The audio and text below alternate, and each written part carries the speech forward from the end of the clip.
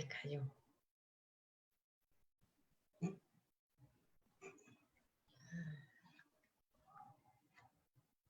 ¿Están vivos?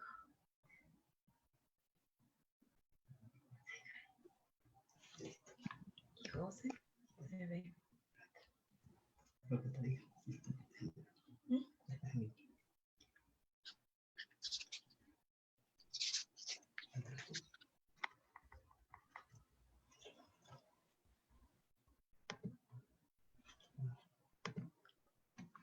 José, muy buenas tardes, apreciados amigos que siguen la academia del Grupo Guía, que se transmite todos los sábados desde Facebook Live del Grupo Guía.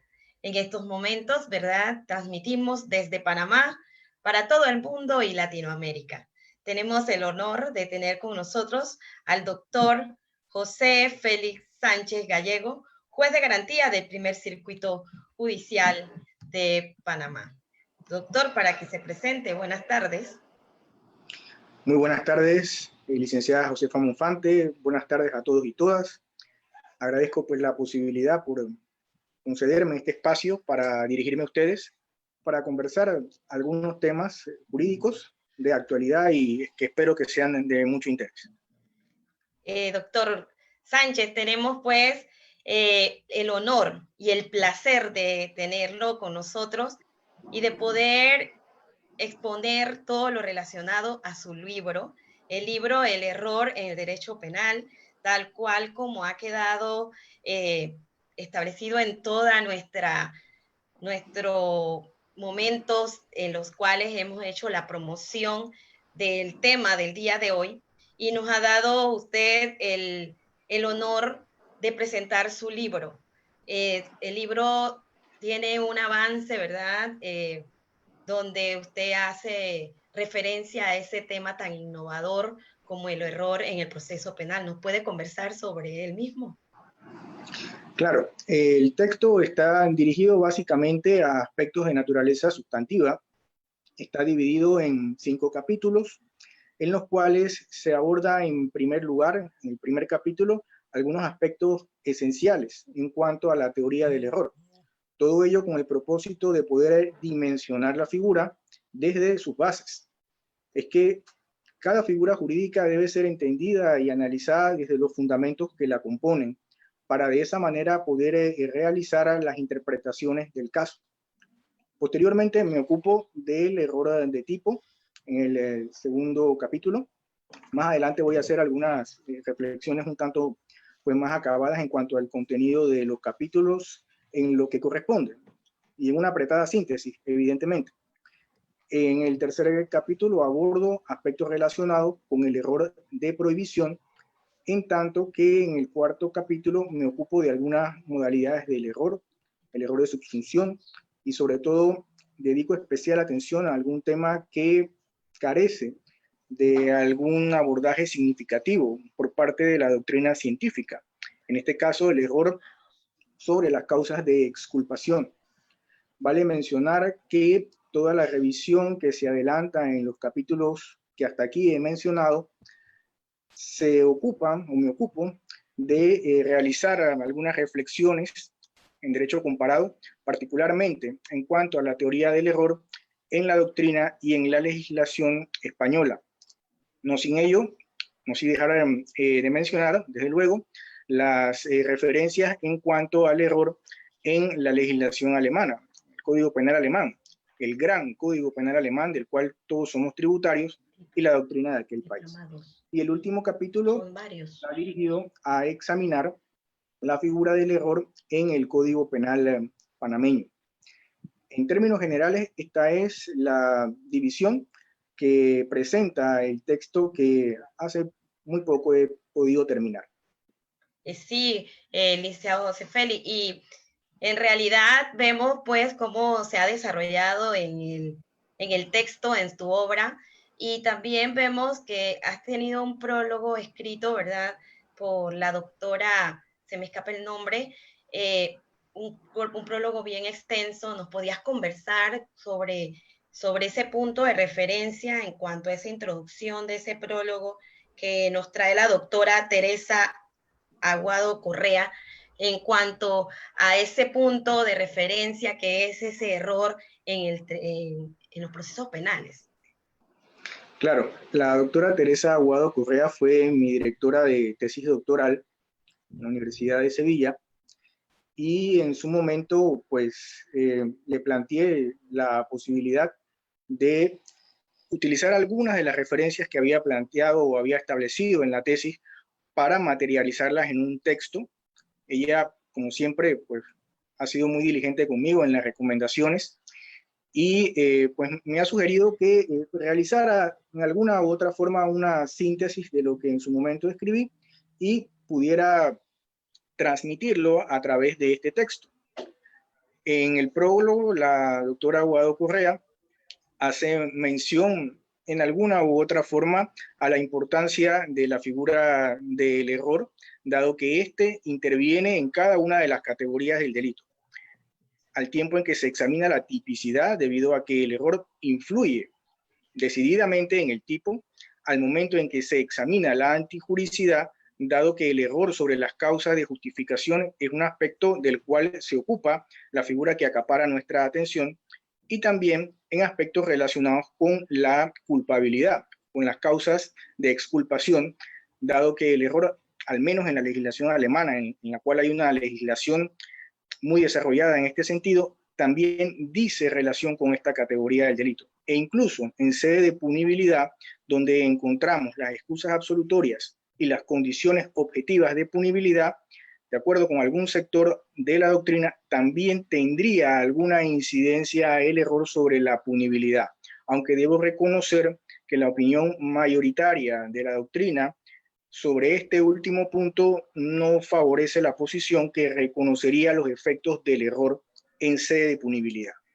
Cuando hace referencia a ese error en sede de punibilidad y ese punto relevante en cuanto a la antijuridicidad que establece pues ese tipo de error, ¿a qué te refieres, José, en particular?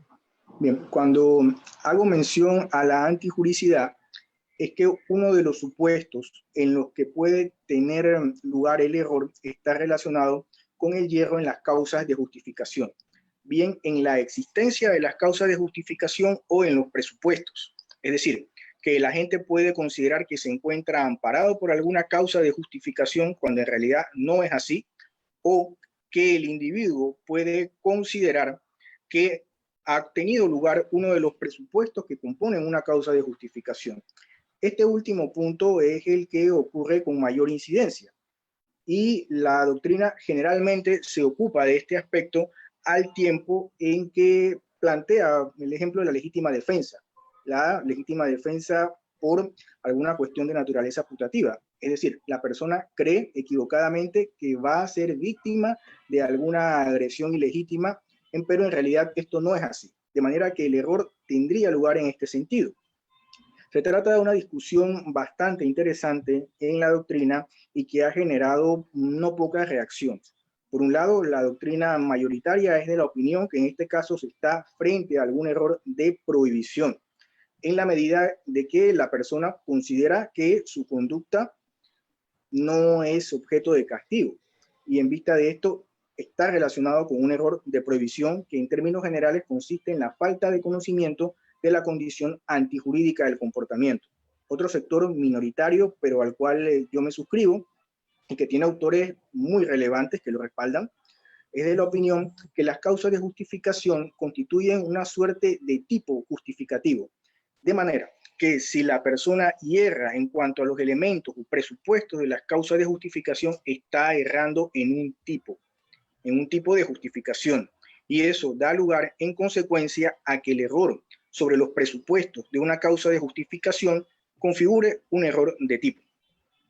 Por otro lado, en cuanto al error sobre la punibilidad, este estaría relacionado con la concurrencia de excusas absolutorias, básicamente, en el supuesto de que la persona sea de la opinión que ha convergido una excusa de esta naturaleza y esto no haya tenido ocasión. Sin embargo, como he mencionado, la posición que defiende la vigencia del error sobre la punibilidad es muy escasa. Sí, en esos tipos de errores, ¿verdad? Tú haces una clasificación en tu obra de aspectos esenciales de los cuales hemos estado hablando con relación pues a ese tipo, a lo que es el error en sí, el dolo y la culpabilidad, pero también haces unas consideraciones en cuanto al error de tipo. ¿Nos puedes conversar con relación a ese punto de referencia en cuanto a ese error de tipo?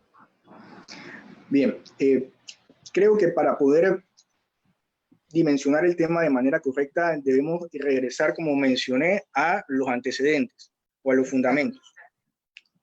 En primer término, pues, me parece que vale la pena mencionar que originalmente la doctrina se decantó por considerar la vigencia del error sobre la base de alguna consideración que se materializaba en sede civil. Y esto daba ocasión a que hubiese una división entre un error de hecho y un error de derecho. La raíz o la fuente del error era lo que establecía si el error era de hecho o de derecho. Por eso, si resultaba que el error estaba relacionado con algún asunto de naturaleza fáctico, entonces se traducía en un error de hecho. En tanto que si el yerro del sujeto o del agente decía relación con algún aspecto jurídico, materializaba un error de derecho y se vertebraba en este sentido. Sin embargo, esta clasificación luego se tropezó con argumentos importantes que sostenían, por un lado, que cada vez que alguna persona comete algún error relacionado con algún asunto fáctico, dentro del contexto que nos ocupa, en alguna u otra forma incide en algún aspecto o en el plano jurídico, en el plano organizativo jurídico.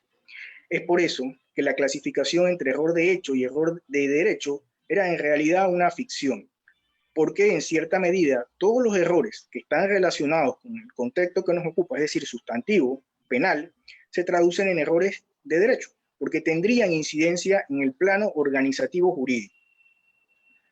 Por otro lado, la tesis de Max E. Mayer en torno a los elementos normativos del tipo terminó de dejar de lado esta división inicial entre error de hecho y error de derecho. Esta posición rupturista, por llamarla de alguna manera, consideró o desarrolló los elementos normativos del tipo. El tipo penal está integrado por elementos que son descriptivos, que son aquellos que se pueden percibir fácilmente por los sentidos, y otros elementos normativos que para poder realizar alguna aproximación a estos se requiere de adelantar algunas reflexiones de naturaleza jurídica y social. Entonces, como quiera que el tipo contempla estos dos elementos normativos y descriptivos, no era del todo posible realizar alguna división tan rígida como la que se formulaba desde la teoría del error de hecho y de derecho. En razón de estas circunstancias se allanó el camino para desarrollar lo que hoy día tenemos en cuanto al error de tipo, que fue la pregunta que inicialmente se me planteó, y el error de prohibición, cuestión que pues, entiendo más adelante podremos ocuparnos un tanto más. Aquí pues también vale la pena mencionar la concurrencia de dos teorías fundamentales que han sentado las bases de la división actual, al menos de manera genérica, y también las consecuencias que se derivan de una y de otra. Estas dos teorías, básicamente, en términos generales, para respetar el tiempo, consisten en la teoría del dolo, que ha sido una teoría que se desarrolló desde el plano de la teoría clásica del delito. Esta teoría exigía alguna condición actual en cuanto al pues, conocimiento de la antijuricidad. Era lo conocido como dolus malus. Frente a esta teoría se ha desarrollado pues, una teoría de la culpabilidad que se planteó dentro de la perspectiva del finalismo, que no exigía un conocimiento actual de la antijuricidad, sino potencial, y establecía consecuencias diferentes en cuanto al error. En la primera teoría, en el evento que tuviese ocasión de un error vencible, del cual me ocuparé más adelante, se podría castigar, pero si es que el tipo penal tenía previsto en la modalidad subjetiva una modalidad imprudente, tenía previsto la imprudencia o la culpa, como lo denomina nuestra legislación. En la teoría de la culpabilidad se castigaba, pero de manera atenuada. Es decir, que las posibilidades de castigo en sede de culpabilidad tenían mayor alcance e intensidad que las que acontecían en la teoría del dolo, en las cuales se podría castigar solo en el evento de que hubiese registrada la modalidad subjetiva de la culpabilidad o de la imprudencia. Estas dos o esta serie de posiciones, como decía, han despejado o allanado el camino al error de tipo y al error de prohibición. En cuanto al error de tipo, el sujeto yerra en uno de los elementos que integra el tipo penal, que como hemos dicho son de naturaleza normativa o de naturaleza descriptiva. Entonces, en el evento que el sujeto no tenga conocimiento de alguno de estos elementos que integra el tipo, se materializa un error de tipo. El ejemplo clásico que es utilizado en la doctrina para poder ilustrar esta figura estriba en el siguiente. Un sujeto va de cacería y resulta que realiza un disparo con lo cual él está convencido que se trata de una pieza de caza. Pero resulta ser algún ciudadano, algún residente de ese lugar que por alguna u otra razón pues tenía alguna indumentaria que lo hacía pasar por alguna pieza de caza. En este caso, el sujeto o el agente quien realiza el disparo no tiene conocimiento que está quitándole o causándole la muerte a otro hombre, a otro ser humano. Como esto es así, entonces no se materializa el tipo penal y el sujeto incurre en un error de tipo. Aquí hay que mencionar que el error está dividido bien de tipo de prohibición en un error vencible y en un error invencible. En el error invencible, el sujeto, pese a haber realizado todas las diligencias necesarias que habría adelantado un ciudadano promedio en su lugar, no ha podido vencer el error de ninguna manera. En ese caso, el error es invencible o insuperable, como también se le conoce en la doctrina. Y esto da ocasión a que no haya castigo, ni en el error de tipo, ni en el error de prohibición, ni en el error sobre las causas de exculpación. Por otro lado, también se cuenta con un error vencible, en el cual el sujeto sí que pudo haber superado el error si es que hubiese adelantado las diligencias necesarias para tales efectos. Acá las consecuencias dependen de cada legislación y dependen si la figura se encuentra debidamente recogida en la legislación. El Código Penal español, en este caso, permite el castigo de la persona en el evento que se materialice un error de tipo vencible si es que el tipo penal por el cual se ha adelantado causa a la persona tiene registrada en el tipo subjetivo de la modalidad imprudente. En el ejemplo que planteamos, en el supuesto del cazador, se adelanta una causa por un delito de homicidio. El delito de homicidio tiene registrada la modalidad imprudente o la culpa en el tipo subjetivo. Y en vista de esa circunstancia, si se materializa un error de tipo vencible en este sentido, es probable el castigo solo porque ese delito tiene vertebrada dentro del tipo subjetivo la modalidad imprudente. En el evento de que no tuviese una modalidad imprudente o no tuviese registrada culpa, no cabría castigo, no habría lugar a la imposición de una pena. Aquí hay que tener presente que la mayoría de los tipos penales son dolosos por excepción y solo si aparece registrado en el Código Penal se estaría frente a la culpa. En nuestro medio no hay un registro del error vencible, que es muy importante tenerlo presente porque estos son los errores que ocurren en la mayoría de los casos, son los más comunes. La práctica y la doctrina así lo establecen. Hay algunas modalidades de error de tipo. Aquí pues debo mencionar que en nuestra legislación recoge particularmente el error en persona, es decir, el supuesto en el que, por ejemplo, determinada persona vaya a matar a se adelanta a una posible investigación o una investigación por un delito de homicidio y resulta que esta persona pues termina matando a B, la confunde. Ese es un error en persona. En nuestra legislación este error está previsto desde el Código Penal de 1922. Es la única modalidad de error de tipo que aparece en específico registrada en el Código Penal. A mi modo de ver las cosas, no es necesario que se registre de manera casuística las modalidades de error en el código, porque en todo caso todas se encuentran vertebradas o articuladas dentro del error de tipo. Entonces basta con que se configure el error para estimar que es de tipo. Hay otras modalidades, por ejemplo, la relacionada con un asunto que es bastante común, que es la aberratio ictius, o el error en la meta. Resulta que determinada persona tiene por objeto matar a B, pero en lugar de alcanzar a B con sus disparos, termina alcanzando a C. En ese caso hay un error en la meta. No es que se ha confundido con el primer lugar, sino que ha errado en la meta al momento de materializar la gestión criminal. Esta modalidad no está prevista, como tampoco están el error sobre la relación de causalidad o el error relacionado con el dolo general, pero no requiere que esté, a mi modo de ver las cosas, desde luego, esta es mi interpretación, que esté prevista.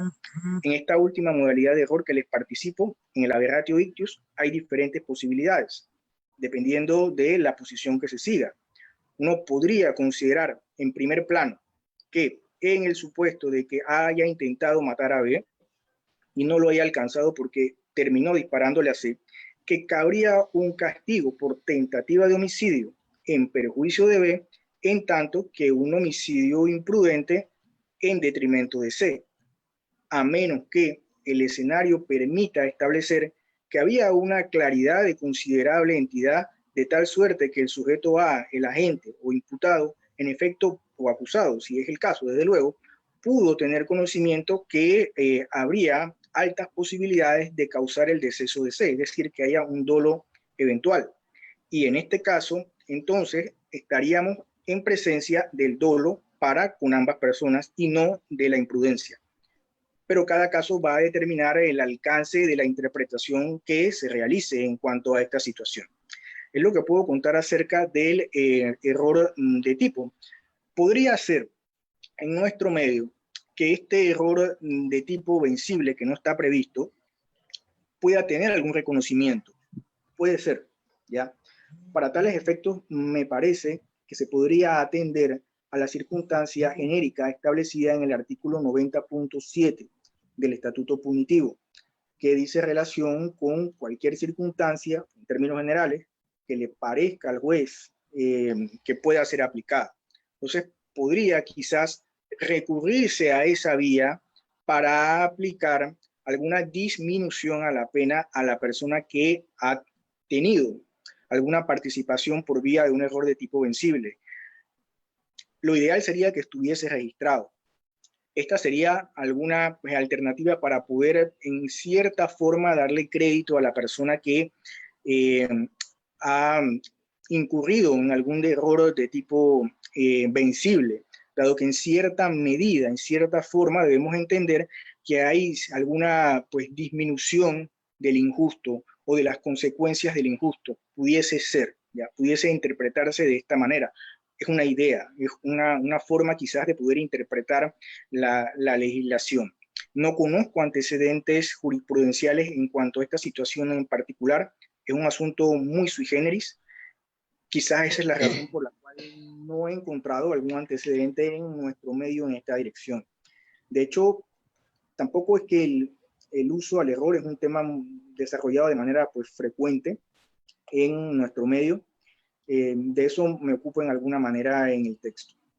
Sí, en el texto te ocupas de ese tipo de percepciones con relación al error de tipo, porque en realidad, como has mencionado, has traído el Código Español. En el Código Español, de una u otra manera, sí se encuentra regulado el tema en particular, pero también tú haces mucha referencia al error de prohibición. En cuanto a ese punto de referencia en tu capítulo 3, que hace que lo llevas pues a establecer esa noción del error de prohibición que tiene mucho que ver con el desarrollo del error de tipo de una u otra manera. ¿Podemos conversar con relación a ese punto en específico? Claro, aquí quisiera volver también a los antecedentes. A los antecedentes, claro que sí, José, claro que sí.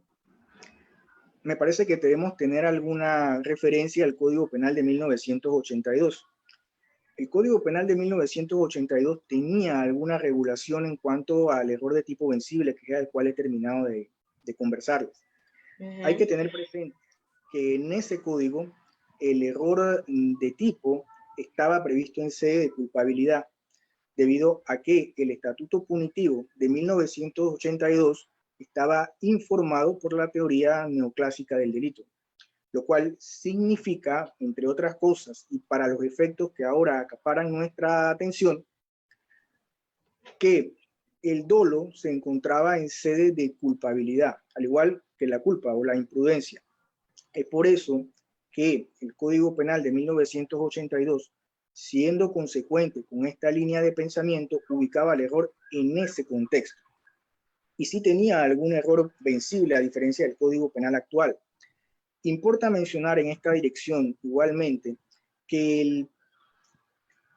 el proyecto original de Código Penal de 2007 tenía registrado una modalidad imprudente, o tenía registrado, perdón, una modalidad vencible en cuanto al error de tipo. No obstante, la situación varió. He tratado de buscar las razones por las cuales hubo tal modificación, pero bueno, no me parecen del todo claras, o no las he encontrado que resulten suficientes. En cuanto al error de prohibición, el Código Penal actual realiza o toma un paso adelante, un paso muy importante. ¿Por qué? Porque el Código Penal de 1982, si no me equivoco, en el artículo 4, establecía que la falta de conocimiento en cuanto a la condición antijurídica de la conducta no ocasionaba ninguna consecuencia, lo cual es diferente en el Código Penal actual. Hay que tener presente acá que, a ver, en líneas generales, la culpabilidad está integrada por, uno, la capacidad de poder relacionarse con su entorno, es decir, la capacidad de culpabilidad o imputabilidad, el conocimiento de la condición antijurídica del comportamiento y la inexigibilidad de otra conducta, lo cual significa que el conocimiento de la condición antijurídica es de superlativa importancia dentro de este contexto. El Código Penal actual reconoce esta situación y en razón de esto materializa el error de prohibición. En términos generales, el error de prohibición consiste en que determinado sujeto, por ciertas razones, no conoce que algún comportamiento tiene un contenido que interesa al derecho penal, no sabe que es un delito. Y esto materializa el error de prohibición. Vale mencionar igualmente que el error de prohibición se configura, además de esta primera línea de pensamiento, en algunas otras. Puede ser que la persona cree que está amparada por una causa de justificación. Esto materializaría igualmente un error de prohibición. Y puede ser, al menos para los defensores de esta posición que he manifestado que no es la mía, que el error de prohibición se concrete en el evento de que la persona considere que ha tenido lugar, equivocadamente desde luego, uno de los presupuestos que integran una causa de justificación. Entonces, estas serían en líneas generales las posibilidades en que se materializaría un error de prohibición. El error de prohibición, al igual que el error de tipo, es tanto invencible como vencible. Si tiene lugar un error invencible, pues no hay castigo, no hay posibilidad de imponer una pena. Si se materializa un error vencible, aquí hay varias lecturas. La primera de ellas es que pues debe estar reconocida esta figura, el error de prohibición vencible. Y una vez reconocida, es posible en consecuencia que una vez materializado este error, haya alguna atenuación de la pena. Y esa atenuación puede ser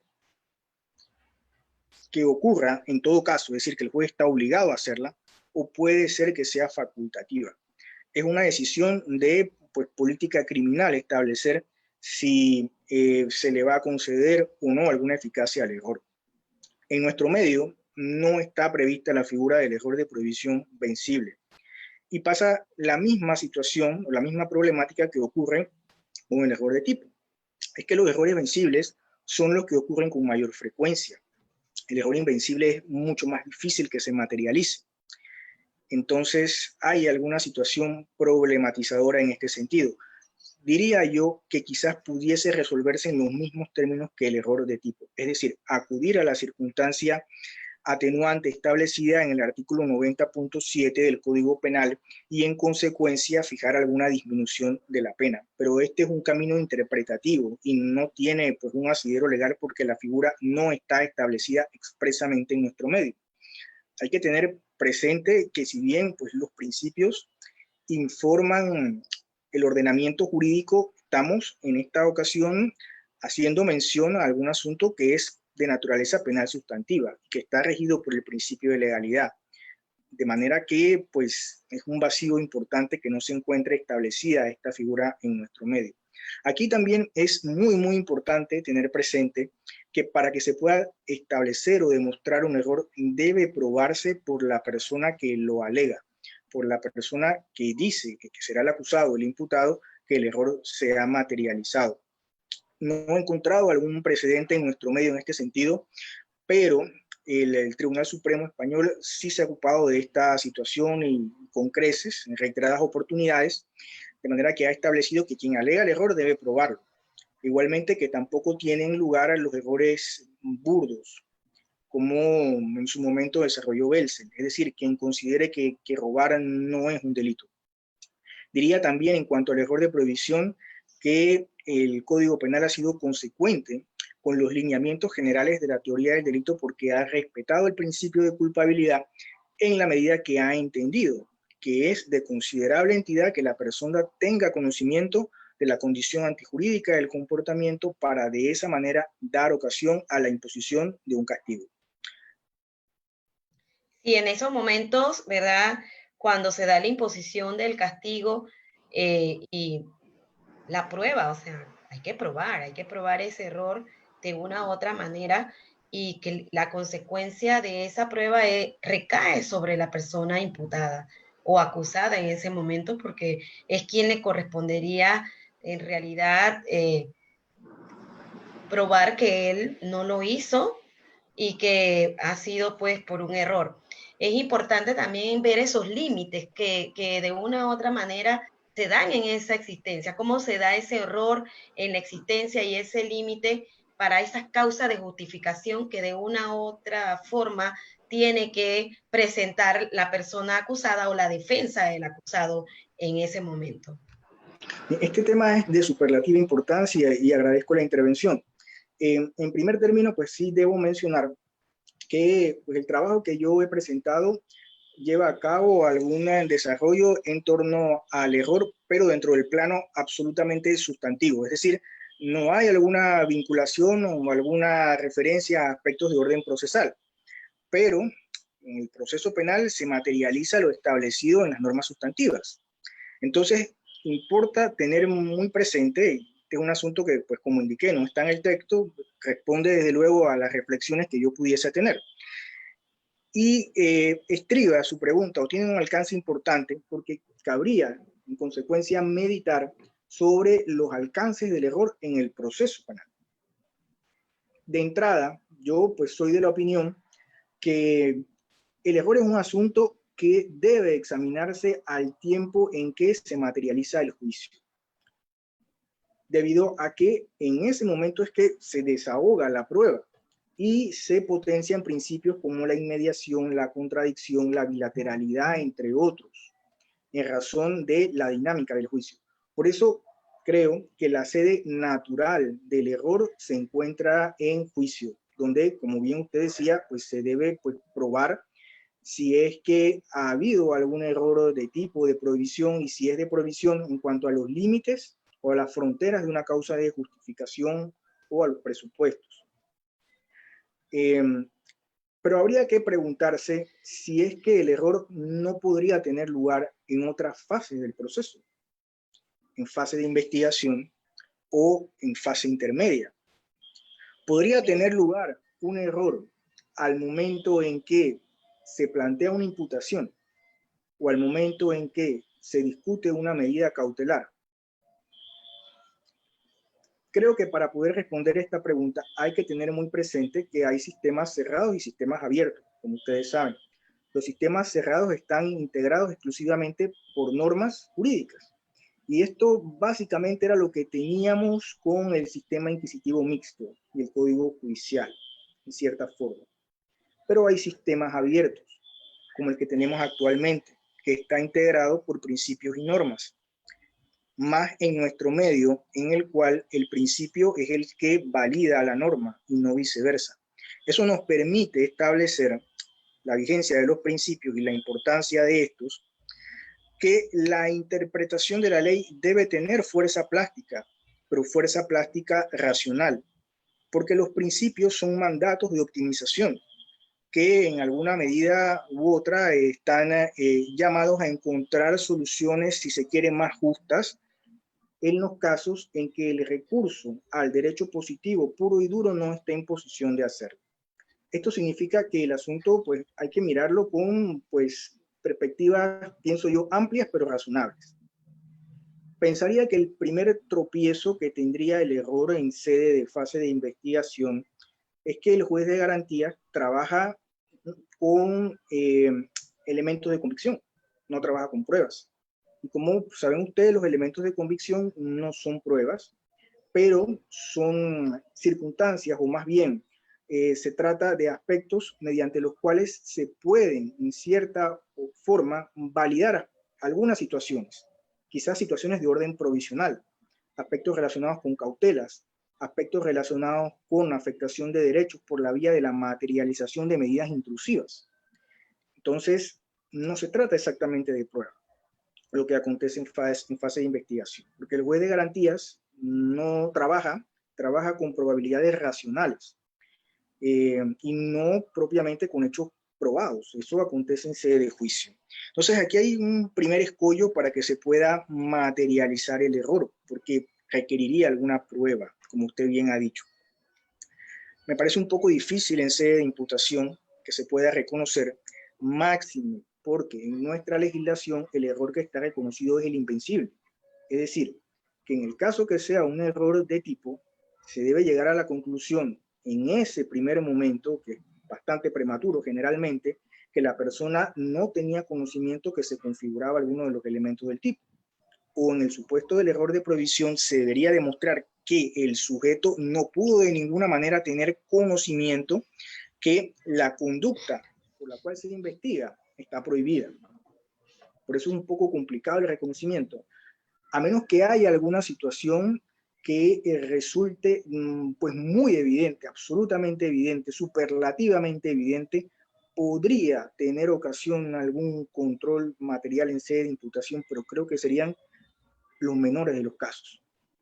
Luego, habría que preguntarse si al momento en que se materializan las medidas cautelares podría en alguna forma converger el error.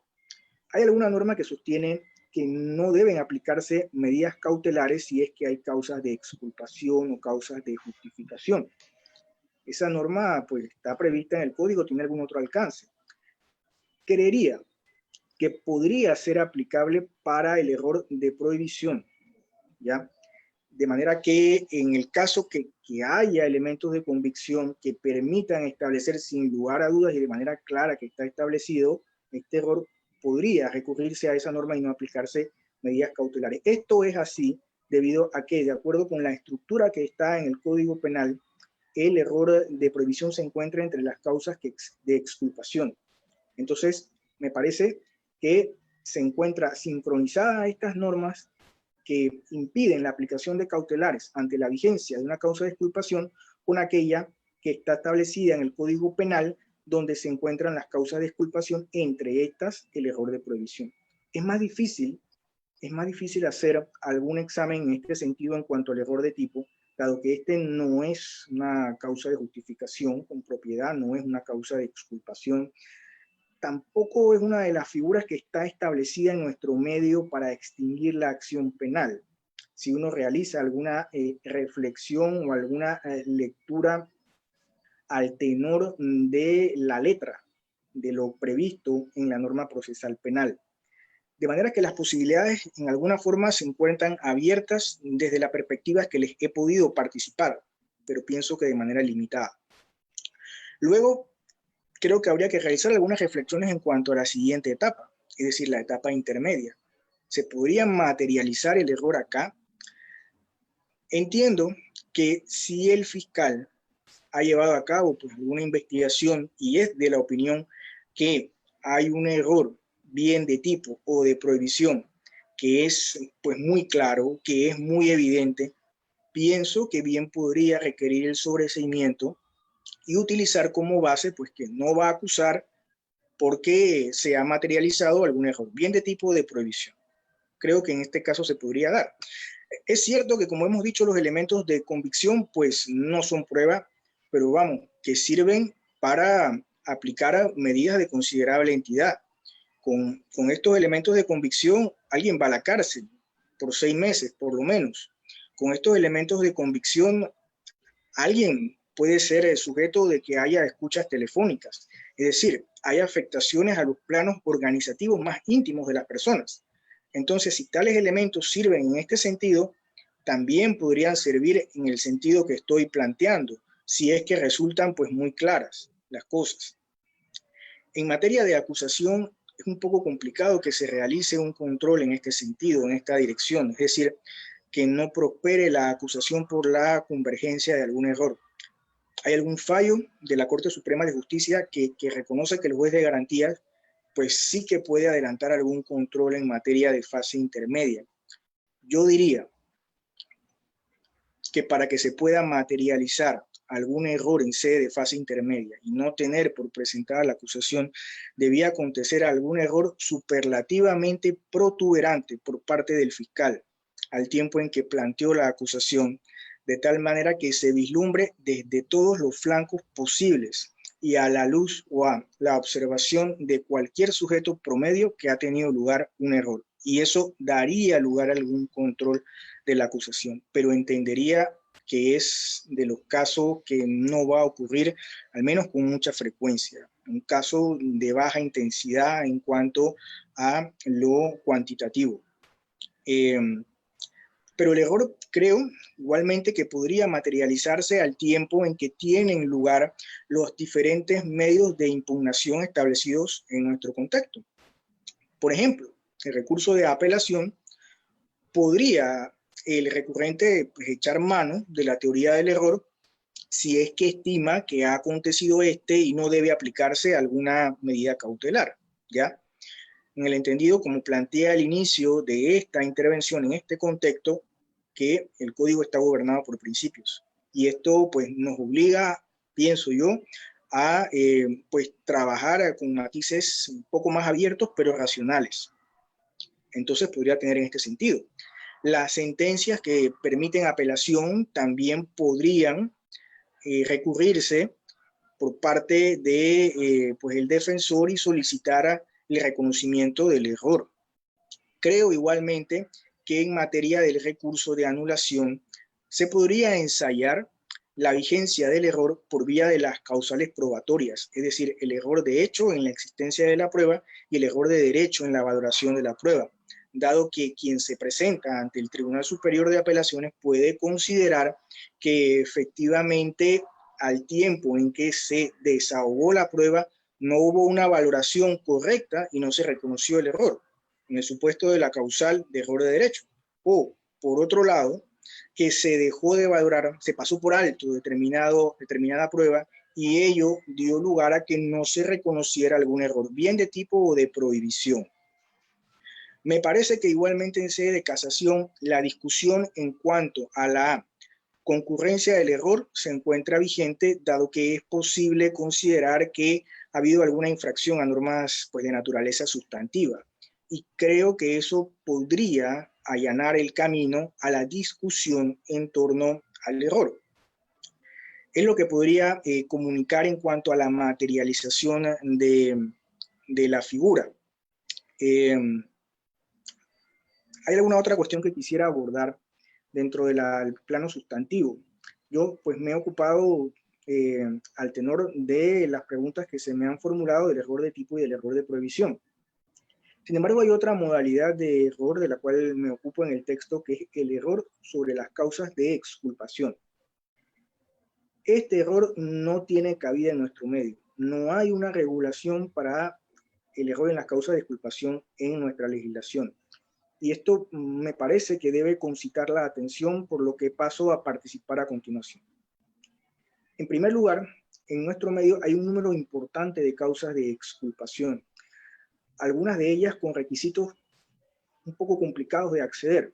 Por ejemplo, el miedo insuperable y la coacción tienen requisitos que, a mi modo de ver las cosas, se tropiezan.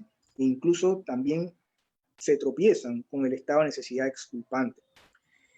Y esto, pues, da lugar a que la sistemática no esté en las mejores condiciones. Y da lugar la existencia de estos requisitos a que pudiesen materializarse un error sobre los elementos o sobre los presupuestos de una causa de exculpación, que como he indicado son varias. Entonces, al no existir ninguna regulación en cuanto a esta modalidad de error, el problema consiste o consistiría en el evento de que, pues, se materialice algún error en este sentido, sobre las causas de exculpación en los presupuestos, que me parece a mí que es el que debemos validar.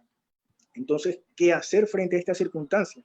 Alguien que ha adelantado algún error o se encuentra inmerso en un error en este sentido, ¿qué respuesta podría darle la legislación en este sentido, en esta dirección, si no se cuenta con la plataforma jurídica para hacerle frente? El Código Penal alemán sí cuenta con algún error en esta dirección. Si el error es invencible, no hay castigo. Si el error es vencible, hay alguna atenuación de pena. Pero en nuestro medio no está regulada la figura, pues, de ninguna manera, lo cual, a mi modo de ver las cosas, representa algún vacío con cierta trascendencia.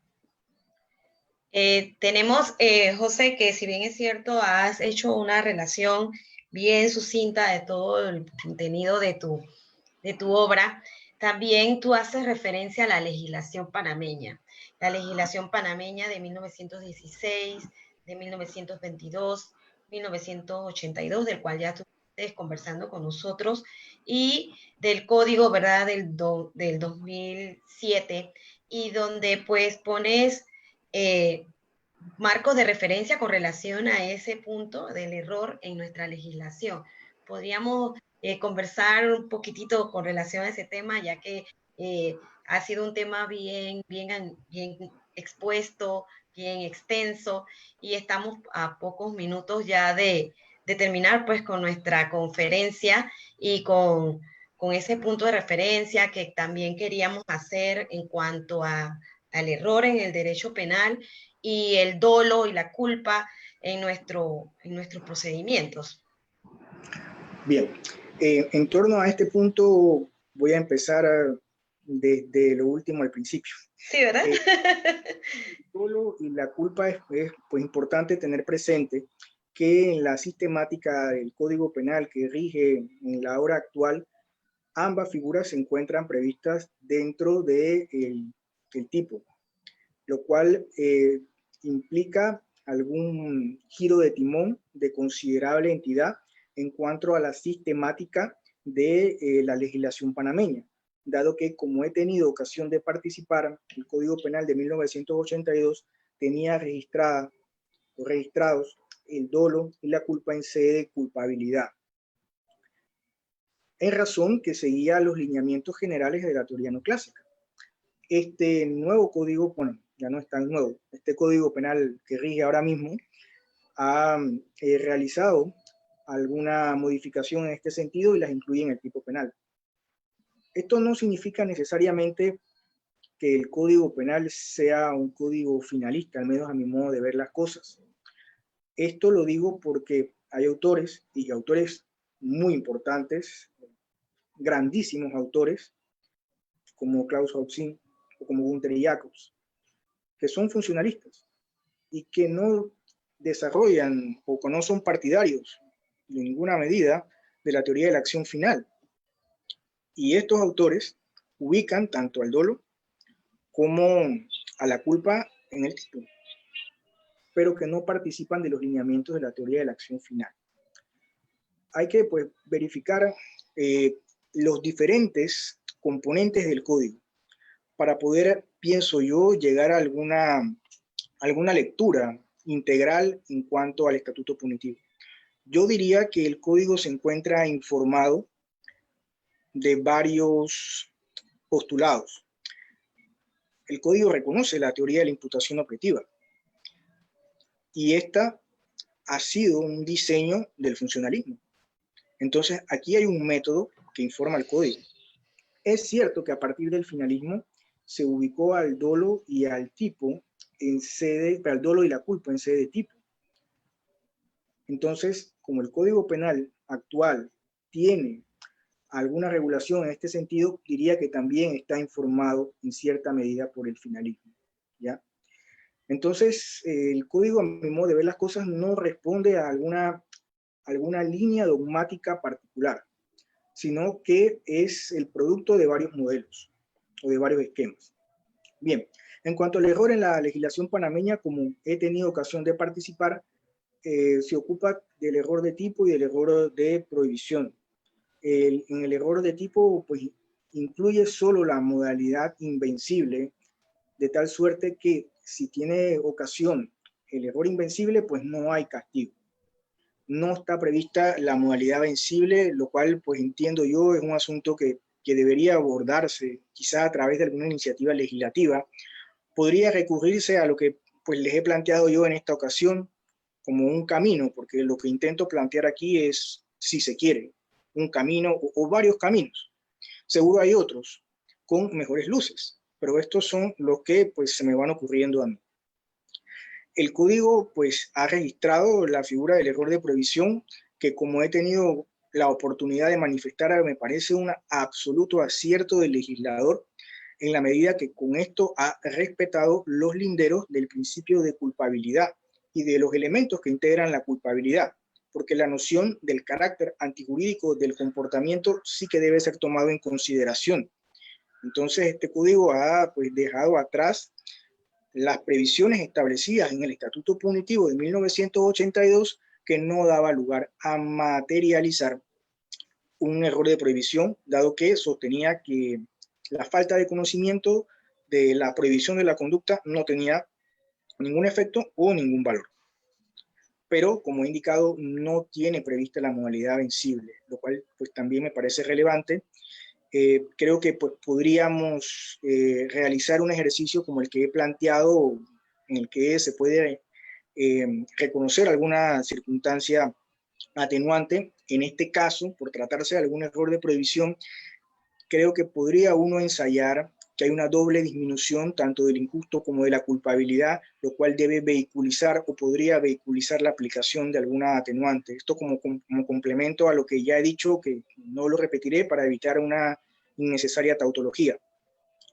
El código no tiene, como he tenido pues ya la ocasión de comunicar, algún error sobre las causas de exculpación, lo cual a mí sí que me parece de pues considerable entidad esta carencia, en razón del importante número de causas de exculpación que tenemos. Como el texto está vinculado al derecho penal, tanto alemán como el español, en alguna medida, claro, hay alguna aproximación, no pretendo realizar algún ejercicio pues, exhaustivo en cuanto a instrumentos jurídicos que, pues, que son muy acabados. En el Código Penal alemán solo se cuenta con el estado de necesidad exculpante como causa de exculpación. Y en el Código Penal español se cuenta, al menos para los partidarios de la teoría dualista, con un estado de necesidad exculpante y también con el bien insuperable. Pero nosotros contamos con varias causas de exculpación, es decir, de manera pues cuantitativa las posibilidades de error son más porque hay más circunstancias que permiten exculpar. Además, los requisitos que están establecidos para estas causas de exculpación son varios e incluso se tropiezan entre sí, pienso yo. Eso es materia de otra discusión, no de este momento. Entonces sí que es importante que haya alguna regulación del error en este sentido, dado que el silencio del legislador pues sí que podría causar algunos inconvenientes.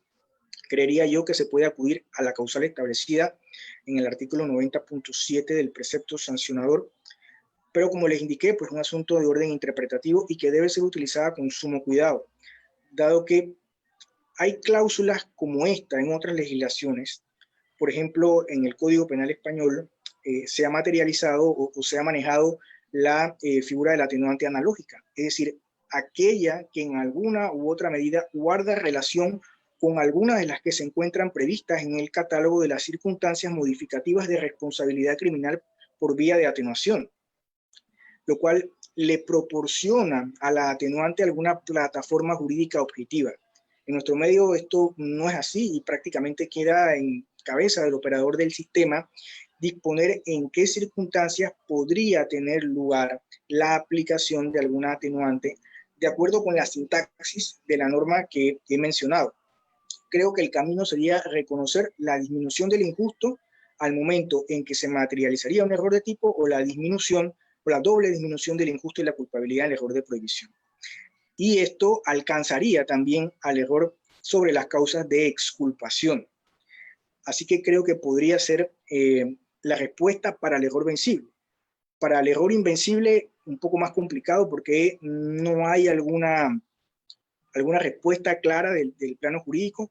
Creo que se podría recurrir a alguno de los principios, mínima intervención, y esto podría pues considerar que no es necesaria la aplicación de una pena. Esto es funcionalismo de Roxin. Entonces, esa podría ser la vía para el error sobre las causas de exculpación si es que es invencible. Pero aquí tenemos, sí, José, aquí tenemos una persona que nos está siguiendo, Efraín. Hola, Efraín Rodríguez. Dice, ha ocurrido casos que a las unidades de seguridad les han robado su arma de reglamento con arma irreal, pero si ocurriese lo contrario, si se enfrentara, ¿verdad?, con el arma encañonándose y su espíritu de sobrevivencia es mayor y desenfunda e impacta al delincuente, él no es un experto para determinar si la misma es real o irreal. En este caso, él nos hace pues esa acotación dentro del chat que estamos viendo y que estamos, pues, hace referencia a lo que tú has explicado y a lo que tú has puesto en conocimiento sobre esos errores, el invencible y el vencible, y que de una u otra manera creo que ya le diste la respuesta, o tendrás algo que acotarle al compañero. Bien, tal como bien expuesto, la cuestión que plantea el respetado compañero está relacionada con un error en los presupuestos. En este caso, en los presupuestos de una causa de justificación, la legítima defensa. Cada causa de justificación tiene requisitos. El requisito esencial para que se materialice la legítima defensa es la concurrencia de alguna agresión ilegítima.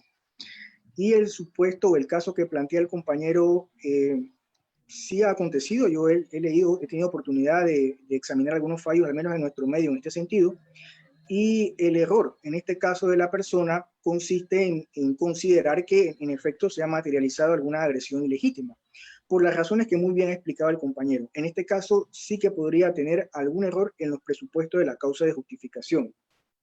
La cuestión pasa un poco para enriquecer el debate si este es un error de tipo o es un error de prohibición, ¿no? Mayoritariamente se entiende que este es un error de prohibición. Puede ser, entiendo que esta sería la posición en nuestro medio. En nuestro medio sería entonces un error de prohibición. Yo, como les he indicado, pues soy de la opinión que es un error de tipo porque la persona se equivoca en el tipo de justificación. Yo entiendo pues que así como el tipo penal tiene requisitos, la justificación es un tipo que también tiene justificación, o que también tiene, perdón, elementos. Aquí me parece que lleva la razón pues una teoría de los elementos negativos del tipo, al menos en este sentido. Por eso considero que es un error de tipo, pero sí lo que él dice efectivamente puede tener lugar por vía de pues algún error en los presupuestos de las causas de justificación. Doctor José Félix Sánchez, nos sentimos muy orgullosos de haber expuesto con usted su obra. Las personas aquí en el chat están haciendo preguntas de dónde pueden adquirir el libro, cuándo lo pueden adquirir, que está muy interesante. Kumal Villalobos, el defensor de Colón, el licenciado Jorge Armando Chan Villarreal, que pues es nuestro compañero de base del Grupo Guía, también está, te manda muchos saludos. el licenciado Juan, y en realidad pues el panel del grupo guía está muy interesado en saber dónde podemos adquirir tu obra, José Félix. Bueno, el texto estaría disponible a partir de la próxima semana en la librería Portobelo, en la Vía Argentina. No sé si saben cuál es. En el inicio de la Vía Argentina está la librería cultural Portobelo. Y por mi parte, pues yo agradezco la consideración del grupo guía por haberme dado la oportunidad de pues, conversar sobre este tema y también pues, por promover el intercambio cultural jurídico, que es de superlativa importancia para el fortalecimiento de nuestras instituciones y para el mejor desempeño de las tareas que realizamos todos dentro de los distintos roles en los cuales nos desenvolvemos. Así que pues hay también algún reconocimiento en este sentido por el trabajo que se realiza dentro del plano de la academia, que yo pues pienso que tiene un valor de considerable entidad. Muchas gracias, José Félix. Gracias a todos por haber estado con nosotros. Un saludo a nuestros amigos de Latinoamérica y del mundo. En el día de hoy, pues, con la presentación del libro del doctor José Félix Sánchez Gallego. Muchas gracias, José Félix. Te esperamos pronto por esta guía. Guía a la Academia siempre tiene las puertas abiertas para tu persona y para todos los que en realidad creen en nuestra educación continua. Gracias y nos vemos. Muchas gracias a ustedes. Buenas tardes a todos y todas.